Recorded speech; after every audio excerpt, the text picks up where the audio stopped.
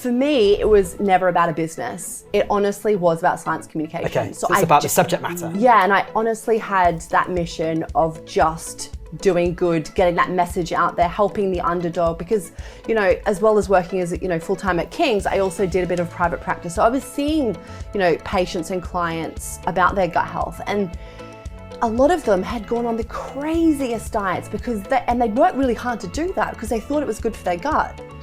But it wasn't. They just read something off Dr. Google and been misled. And it was kind of this injustice, I think, of the gut. I was so passionate about it after my PhD, learning all this stuff continually at King's. I'm like, yeah, it's like I needed to get the gut information out there because I didn't want people to suffer unnecessarily.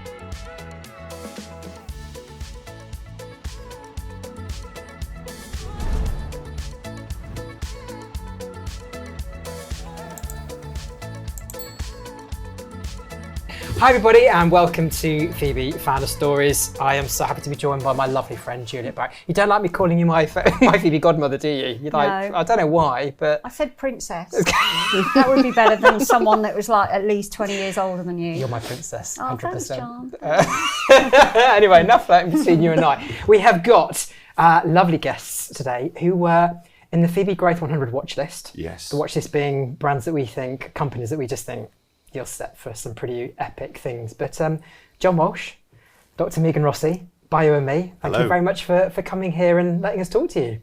Now, you are the UK's first evidence-based gut health food brand. Gut health food brand. I was so ready there. You started in 2019, right? And straight out the blocks, we put it in our profile. You had incredible investors like Kane. So that's validation for the fact you're onto something pretty awesome here. But listen, when did this start and what brings the combination of you two together with this? You may have picked, we're kind of polar opposites. So I might start with my story. I certainly will give John a few compliments. We don't like to do that very often. But, you know, you picked up earlier, I'm Australian. I grew up on a farm where good gut health was very much inherent. Whereabouts in Australia? In Cairns. Okay. Yeah. Where is that? You don't know where that is? In Queensland. Great Barrier Reef. Cairns. Everyone goes there. Cairns. Cairns. That's in France. Everyone started to get more of a British accent to that. I guess my first conscious encounter with the gut wasn't until I was in my final year studying nutrition and dietetics. And I lost my grandma to bowel cancer, and she had a really big part of my upbringing. So I guess my first conscious encounter with the gut was quite a negative one. And then I started working as a dietitian, both in the hospital setting with all different types of conditions, Crohn's disease, different types of cancers, but also I was very fortunate to be the nutritionist for the Australian Olympic synchronized swimming team. And what I found just so striking is that people have very different backgrounds. And that was around 2010, hadn't been a whole lot of gut health research really come to the forefront. So I thought, you know what? I'm going to sign away my early 20s to doing a PhD in the area. So looking at whether we target the gut through the right nutrition, whether that can improve not just the health of gut symptoms, but systemically. So improving things like kidney function and mental health. And for me, it was that PhD that transformed everything. I knew actually, if I was going to have my impact on the world, it was going to be via the gut. So that's how I actually got into gut health, moved over to the UK to work as a research fellow at Kane. Did it become an obsession? Absolutely. Yeah, I saw firsthand how transforming the gut could transform people's lives.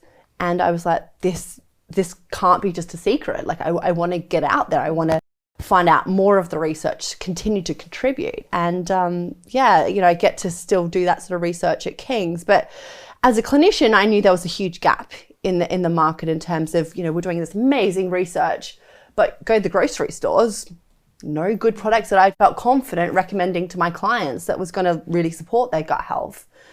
So I thought, God, how can I be confident? Because, you know, people are busy. They're not going to go and make recipes from scratch, you know, so knowledge is half the battle of getting good gut health. Having convenient products is kind of the other side of the, you know, common barriers. And I thought, I'm going to have to get into food industry, but, you know, I don't know how. I'm a scientist, I'm a clinician, you know, don't have any of that sort of backing. And, you know, thought, hey, I can do a bit of science translation through social media. So set up the Gut Health Doctor, and a lot of opportunities came to me via that way. And it was amazing. I worked with Leon Restaurants, kind of developing that sort of their menu range for them. But again, I knew I needed to get into people's homes, and I couldn't do that essentially without this guy here. And so Walshy. Yeah. So John gets into people's homes. I get. Is that the, yes. that's I'm the a strap burglar. line, is it? That's what I do. Slightly creepy way of saying that. Yeah. So I'm not sure I've told you this, but we met, I was working at a dairy, and Megan was my client, so I was taking briefs from customers. It was Leon Restaurants, wasn't it? And Megan came in and gave us this brief for a gut health product. And after she'd gone away with the team, we sat down internally, and it was just like, it can't be done. Like, this is a nightmare. We've got a brief that it'll never happen. And we said, look, we'll give it one go. That girl's crazy. What if she told you? You know, Megan was like, here's how you do it. Here's the way. And they were like, it'll never work. You said, try it this way. And it worked. So I just sat there and watched this lady, at the time, this person I'd never met before, was just in awe of like, just running around the technical team. And, Is that a compliment? Just give me, oh my gosh. So now when we go to other co-manufacturers, I just say to them, just do what she says, because give in now. Cause She's scary. You always win, so you're always right. So so that's how we met, and then I left the dairy and aged 48. So I sat in brilliant big companies, Nestle, Procter & Gamble, etc. So you'd made it to senior levels in big corporates. Yeah. I sounds arrogant to say it, but I was on the board of Nestle in the UK, so really really nice. But that was the same time as all these other beautiful brands, Innocent and Goo and Charlie Bigham's, all coming. You sit there because you only ever Charlie Bigham's one of our FEBE ambassadors. Big up, Charlie. Well, I met him at your evening. He's like a hero of mine. It was lovely. Always talking about it, don't you? Yeah. Love a fish pie from Charlie, I do. Anyway. So, but you only see the successful ones. All the successful ones look so simple and beautiful. That's how they've made it through. But I never had my own idea. So I saw all these, but always wished I had. And then we are in compliment phase today, aren't we? Yeah. Megan had the idea, and I remember my better half. She says now she's trying to be supportive, but she's like, look, age 48. You said if ever you come across an idea, you'll do it. And she said, well, look, if you're not going to do it now, then you have to shut up about doing your own business. Now's the moment. So you really did do that sort of, because obviously at Grenade we used to interview people from big corporates, and they say, yeah, I want to work in an SME, and like they got there and they just couldn't do it. But you literally did do that. Went from top of your game. Why? Well, I think it's like the sort of transferable skills, and like when you've got your own business, you have to roll your sleeves up and get stuck in, from emptying the bins to writing a customer email, and it's like not that structured. Every day is just so different. But you did that. I don't know if you want me to talk about your revenue, but it was stated in the watch list. Yep. Just under 3 million. That was last year. Yeah. I guess you'll be be interesting to see what your figures are for this year with the Growth 100 hopefully in the main list. But my point being, you're clearly now in that real growth stage. And as we all know, as we know from, well, I don't know, but interviewing people like you and meeting people, the growth stage is an exciting stage and also quite a scary stage. What for you are some of the... Particularly when you're facing the financial crisis on the doorstep. When does it become fun? What are some of the... let's start with the positives. What are some of the really exciting things about what you're kind of going through, experiencing now with that business being in that kind of being recognised in the shops, people talking about it, Do you want to go first? Yeah, I think from my perspective, it's a lot of the buyers are saying, well, what's your next product? We want, the snacking range, we want the freezer range. And it's like, oh my God, they want stuff from us. Like they see there's so much potential there. So for me, I develop all the recipes. So that really excites me, thinking, oh my God, I'll add this to it. This new paper came out which showed that this ingredient works really well with that. And like taking that translation and then, from the science lab and delivering it to have, millions of people eat it. Like that excites me so much that people are starting to recognize that.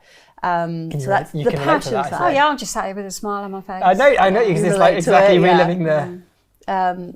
But yeah, John probably doing the financial side of things. And that's why we work really well in terms of, I get to do the fun stuff, I say, in terms of recipe development, etc. And you deal with like the scary financial sales side of things. So you probably have more of the darker stories that... Well, if you're going back to fun stuff, so this month, so one of the things we tend to argue about it, but it's how much money you spend on marketing. And as somebody who worked in marketing for 25 years, I now want to spend the least possible on marketing because we do, which is annoying. So I got everybody, investors, John, vegan. So I've got to ask a question because this is flipping my brain a little bit because you hear the product's got to get out, you've got to invest in the marketing. Why are you saying that? So maybe I'm being a bit all marketing. So where we invest very strongly is with the retailers. Okay. So to make sure that our rate of sale is as good as it can possibly be. Okay. What we have avoided, partly because we have Megan's social media following. So 500,000 on Instagram. Right, exactly. So someone ask you a question about that later. How you doing? Yeah. So to begin with, it's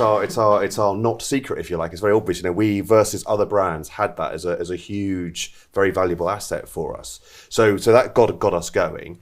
And one, you try and watch other brands. When they get it right, you want to copy them, but also horribly when people get it wrong, you want to learn from it as well. And I saw some brands who are spending, hundreds of thousands of pounds on outdoor and TV. It's far too early, and if you haven't got the distribution base, it really doesn't make financial sense.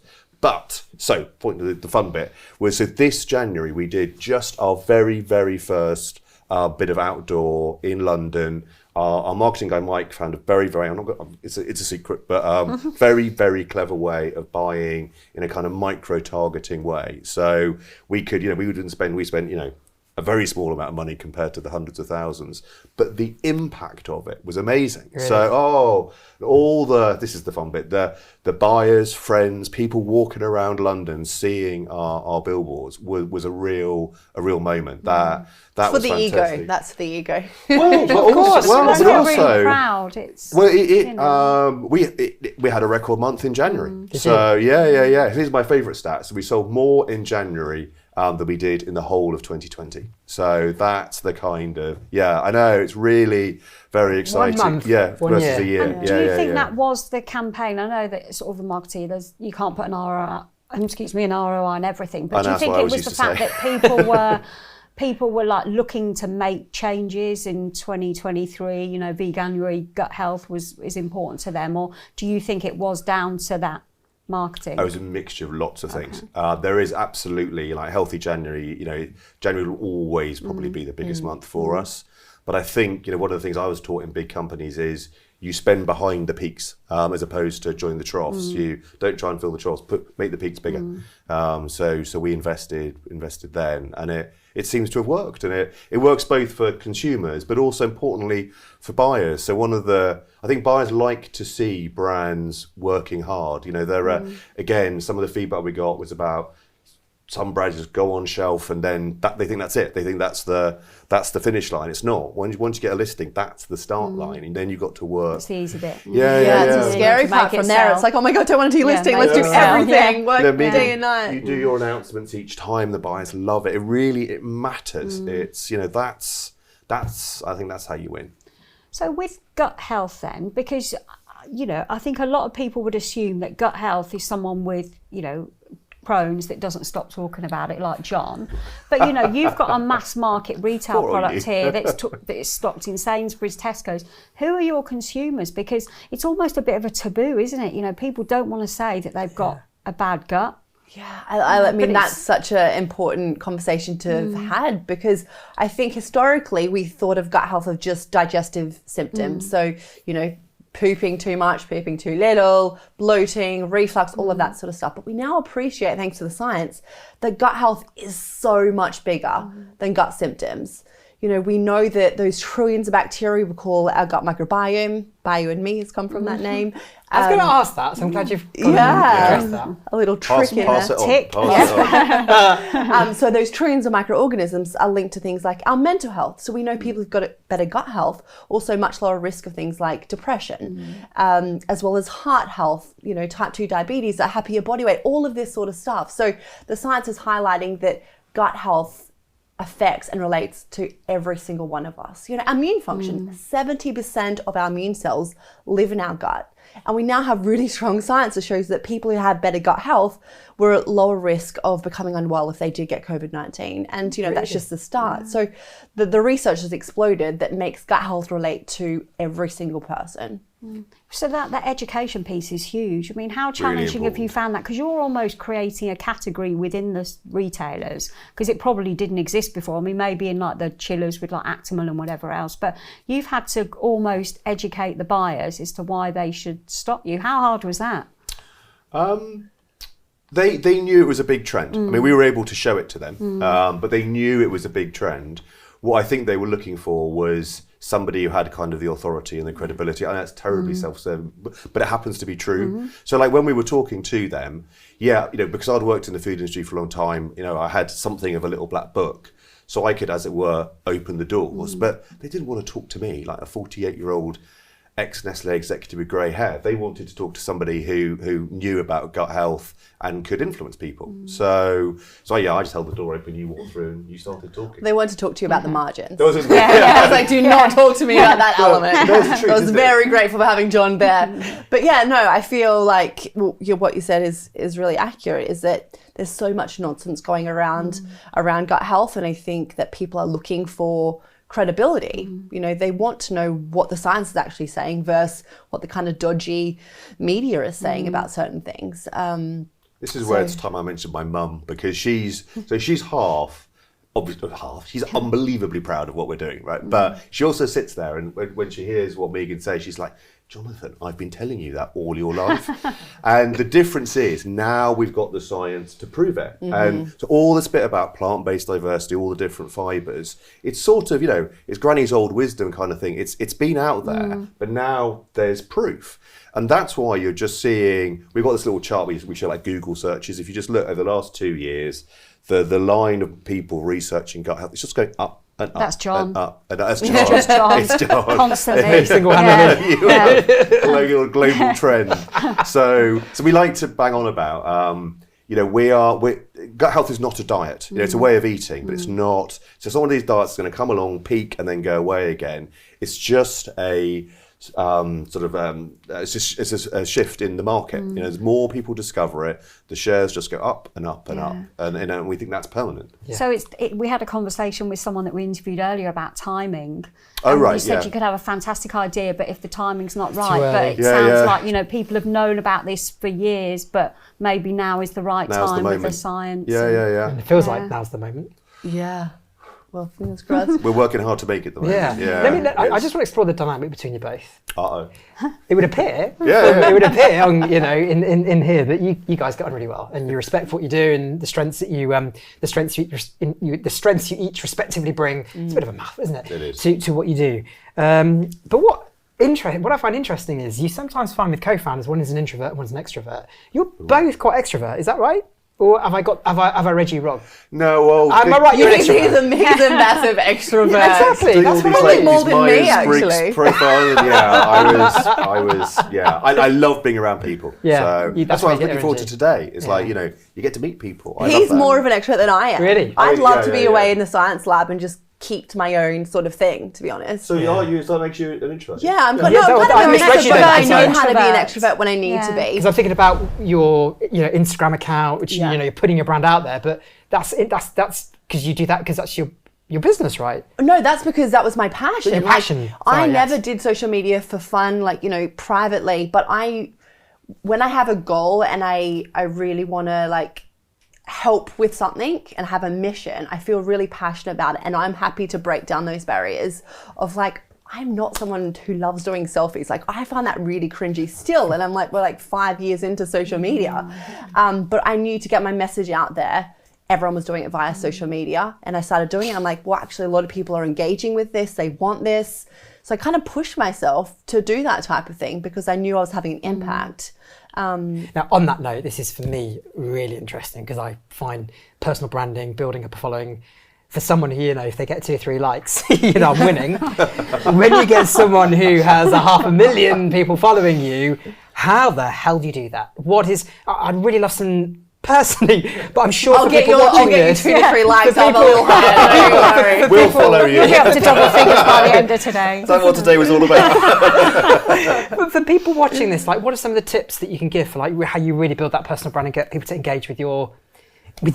Yeah, for me, it was never about a business. It honestly was about science communication. Okay, so it's about the subject matter. Yeah, and I honestly had that mission of just doing good, getting that message out there, helping the underdog, because, as well as working as, full-time at King's, I also did a bit of private practice. So I was seeing, patients and clients about their gut health, and a lot of them had gone on the craziest diets and they'd worked really hard to do that because they thought it was good for their gut. but it wasn't. They just read something off Dr. Google and been misled. And it was kind of this injustice, I think, of the gut. I was so passionate about it after my PhD, learning all this stuff continually at King's. I'm like, yeah, it's like I needed to get the gut information out there because I didn't want people to suffer unnecessarily. And I was seeing people do that. So I feel like, you know, my message wasn't about business. I never thought, you know, I would necessarily have Bio&Me, you know, the gut health clinic. It was never really a business kind of mindset to it. There's no grand plan. Yeah, and I think that probably made it a bit more organic. Yeah. So I see a lot of companies coming out now where they've got products and then they go to social media and they start kind of like pushing that, and it just feels dirty. So don't and force like, it. Make yeah, it. false. Yeah, just do it like out of a bigger mission and something beyond you. And I think that probably helped me more as an introvert, that it's not about me, it's about helping get this message about gut health out there. So yeah, and then, you know, when I started to share a little bit, some big names like Jamie Oliver and Davina McCall, who I'd seen on TV, but had no associations with. Like, I don't have this amazing clique of famous people. They started following the account, and at that stage I was You like, thought Jamie Oliver was a prank, didn't you? yeah, I was like, this is a fake account. I've heard about these accounts. Right, yeah. And then, I just started messaging. I was like, oh my God, no, I think it is. And just things like that. It really gave me, I guess, the confidence that people wanted the science. They actually were looking for it. It was just such a confused space. So they were looking for that credible voice. And I was in that fortunate position, you know, working as a research fellow at King's and also working as a clinician to be able to deliver that in a somewhat, hopefully, kind of practical and translatable way. Yeah.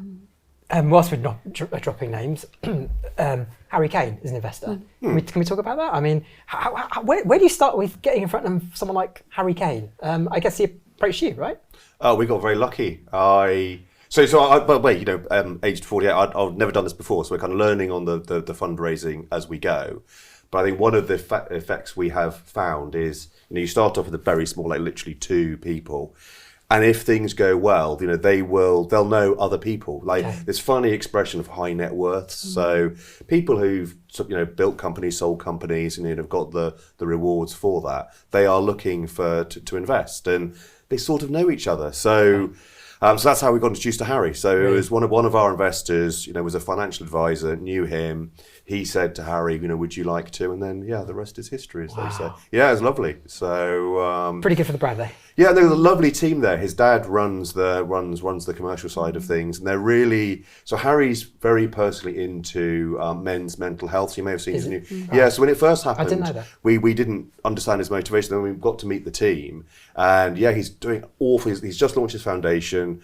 I think they're looking at doing education, going back to the whole gut health education bit. And of course, there's, you know, part of mental health is fitness, but the other part is about what you eat. So I think that's what was driving them. And they're very mission-led, aren't they? Very. Do you know what I mean? I was going in there expecting, well, maybe it's going to be really businessy, but you can see that they're doing it through passion as well. And I feel like it just, you know, it's an organic fit, right? Because Harry's whole story, which I'll admit, I know I wasn't familiar with, but when he first started out, I think, you know, he got a real knockback. He got dropped by one club, who obviously are now regretting that a lot. But, you know, and I think there was a moment where they thought as a family, was he going to carry on or not? But he had that toughness and that resilience. And honestly, each time you meet them, they talk. It's so personal to them. It's amazing. Yeah, it is. You know, I'm not really into my football. I'm more of a cricket person, but it's a very, very powerful story. I bet it gets a bit interesting then. I mean, you know, with the Ashes coming this summer. It'll all be fine. We always win. It's like boring. It's not even worth watching anymore, is it? So with retailers, obviously, you know, a lot of people would look at the success that you've had and, like, you know, you're with Tesco, Sainsbury's, Waitrose, and think you've done it. You know, there's going to be a lot of people watching this, and like you've sort of implied it already, you know, it's just the start of the journey. Yeah. So what are the challenges that you face with dealing with some of these big retailers? Because a lot of people will just think, oh, it's so easy, you're in there, it sells and whatever else. No, we don't get much sleep. Like, it is not easy, let's be honest. We want to be really honest about that. Because I think a lot of people that I speak to, they're like, oh, I've got a great idea, I'm going to do my own startup. And I'm like, I love, like, all power to you, and I love that passion, but it's super risky. It's really hard. You need to commit your life. You're not going to have this work-life balance that everyone's always harping on about, maybe in the future. But I just want to be, honest. It is like that long hours, but when you feel so passionate about it, it's worth it. You know, it's worth it.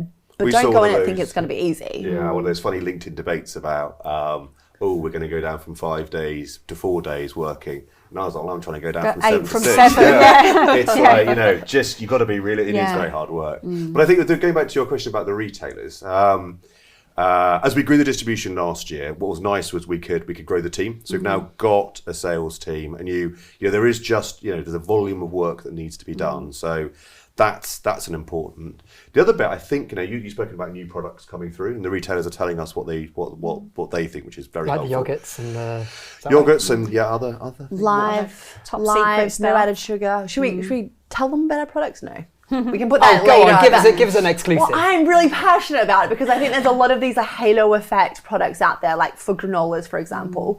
You know, they've all got added sugar in it. Even the healthy ones have got, you know, coconut nectar and stuff that sounds good for you, but it's not. It's an added sugar, right? So all our products are no added sugar. So we use them using only whole fruit, which therefore you get all of the fiber and the polyphenols that feed the gut bacteria. We're also the prebiotics. Like I said, we use that secret ingredient, which is backed by our research at King's as well as the European Food Safety Authority. And then in terms of our granolas, we're really backing the science that shows that people who eat at least 30 different plants a week have better gut health than those who eat the same 10 on repeat. So in each bowl, we deliver at least 12 or so different types of plants, including veg. We've got some carrot kind of snuck in there. You know, we've got the different grains in there, nuts and seeds, obviously the spices as well. So that plant diversity, we're really, you know, highlighting that we can convert that scientific principle about plant-based diversity being like ultimate of gut health at the moment. That's what all the scientists are saying, into a product that, you know, we can deal with in terms of the margins, you know, is really deliciously tasty, but also is actually doing people's guts some good.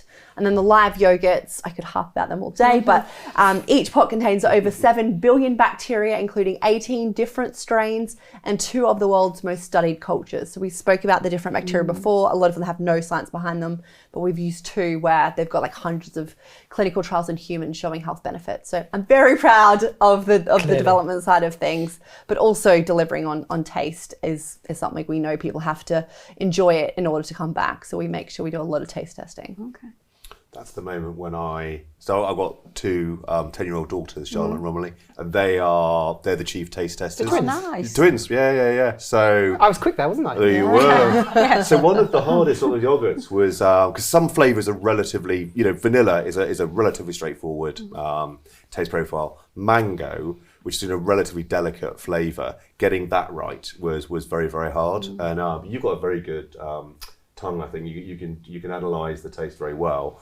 But the ultimate deciders are my 2 kids. And we sent them 3 flavours and they were just like, Daddy, what are you doing? You're like, no. And then finally when we got it right, they were like, you're allowed to launch that one, Daddy. Yeah. So Really? So are they chief testers now as opposed to chief box packers? Which Yeah, exactly. A few years They ago. have when, like, yeah. boxes as well. Yeah. They come to the. We go to lots of the summer fairs because it's, you know, we're going back to marketing. All for us, all about sampling. Just get samples to people's houses. So we go to lots of the festivals and they walk around with little trays and like just try and say no to 2 little blonde girls. Like, forget it. Like, you know, it's brilliant. So look, obviously all you hear on the news at the moment is about sort of cost of living and people are watching what they spend, but you mentioned that you had a record January. Why do you think that is? Okay, so I don't think we're out of the woods yet. I mean, January was fantastic. We did have a record, but I think for consumers, a lot of the bad news is still to come. So I think energy will change in April. Credit card bills from Christmas are landing about now. So in terms of if people are going to start changing their behaviour, you know, we're hearing from the retailers about people switching to private label. So that's, I think, going to happen Q1 and Q2. What we are also hearing, though, is that it's the indulgent brands that people are switching out of because people are carrying on prioritising their health. And we just hope that carries on. Well, actually, carries on growing. But I think we'll only really know, you know, get us on again in the summer, and I'll let you know. But so we're both, it's that classic CEO paranoid mindset, isn't it? We're both very confident and just watching it very, very carefully. Obviously, the UK sort of retail market is quite a competitive landscape. So are you finding that buyers are pushing you for more and more to get on-shelf listings, or are you having to work extra hard to get those listings, to keep those listings? I mean, they do want you to work hard. And like I said earlier, I think one of our, not secret advantages is, Megan with her following, etc., and getting that talk going, really, really does help. And then we were talking about sampling earlier. So yes, they do want you to invest, but they also know that we're a startup. We're not one of the big multinational companies. So they don't expect us to spend millions on TV advertising or whatever, but they want to see you working very hard with your target audience. The other thing, though, I think they want, which is, so when you come in as a better, it sounds very arrogant, but I mean, what I love is Megan designs all our recipes, so I know that we are the best for gut health.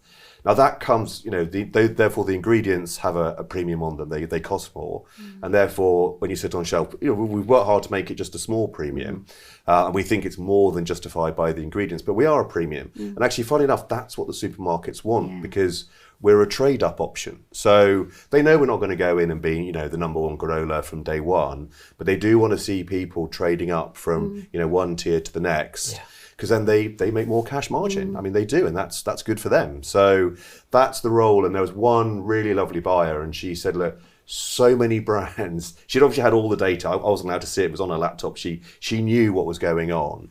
And she said, every brand comes in and promises to do the trade up. And she said, I can't believe it. You're actually doing it. You're the first one I've seen actually trading people up. But that, we came out of that meeting, feeling very good. Well, I think you can either sort of trade on price and look to be the cheapest, or because you're so confident in your product and you've got the research and that's where you position yourself and people aspire to buy your brand. So it's a nice place to be. And as challenger brands, I mean, there's only one choice there. I mean, you can't. You do, by definition, you haven't got the scale. If you try and be the cheapest, it's just a race to the bottom. You're going to lose.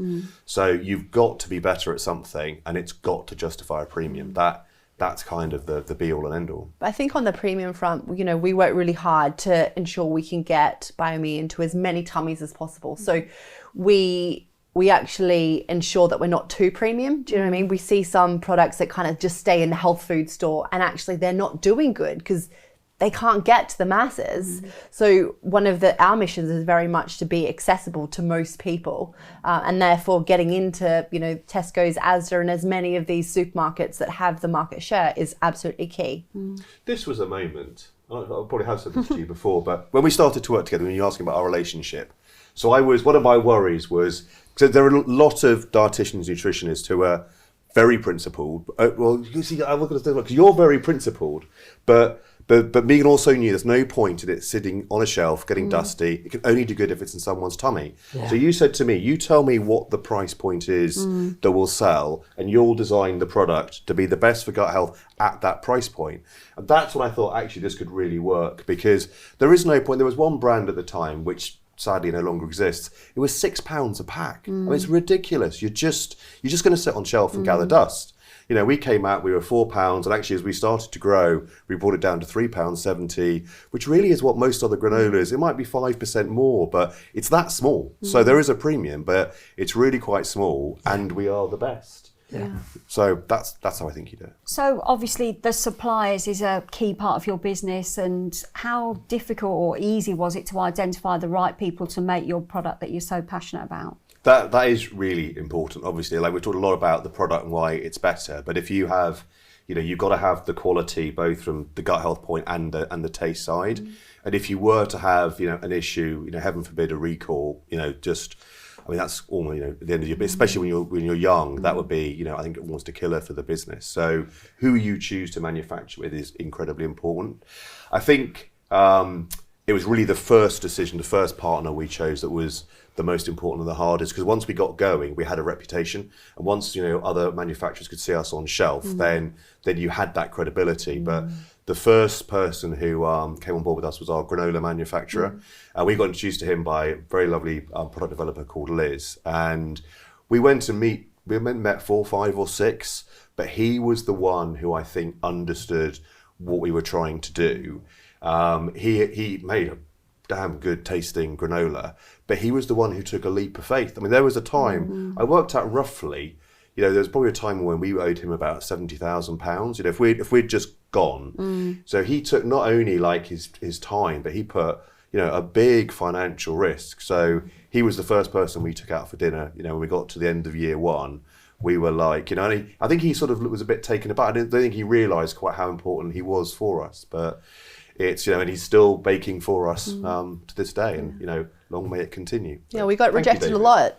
Hey? Didn't we? We got rejected a lot, and I think it's about just finding that right match and persevering and being like, you know what, we're not going to settle unless we know it's going to be a great manufacturer who can deliver on the taste profile as well. So, yeah. This has been awesome to hear what you guys have been doing. We get so much pride from having great people like you in our Growth 100 list and our Growth 100 watch list. So to be able to have your story today and share it is just great. So I'm so grateful for you to coming in. I think what's really clear from this is you have an incredible product, but you can see it's a great combination in terms of how you two support each other.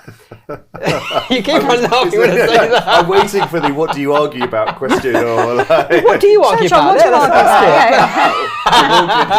That's marketing. How much to spend on marketing? Yeah. But you're right. I mean, I've seen other founders, co-founders, where they're both sales reps or like historically their other job, or they're both in a very similar profession, and therefore I get that they argue a lot because they'd have different opinions, whereas I don't dare say anything about the margins or the sales, but you do not dare say anything about my recipe. So I feel like we actually very clear boundaries. You respect where you heads. don't start to cross over. Yeah, you don't cross over is what you're basically saying. We didn't realise at the start. It was only, I tell you what, when I really started to think about it, was during COVID. Because if anybody had said to me, you're going to start a company, but then after 6 months, you're not going to see each other for a year because of COVID. And I started to think then about why are we getting on? Like, why is this working as a chemist, not just with the team, the two of us particularly. I think it just is as simple as we're complete opposites. So, doctor, commercial, the more observant of your viewers may have spotted there's a slight age gap between Megan and I. It's just, we're very different. And therefore, I naturally go to the operations and the commercial side. You design all our products. I don't know how to do that.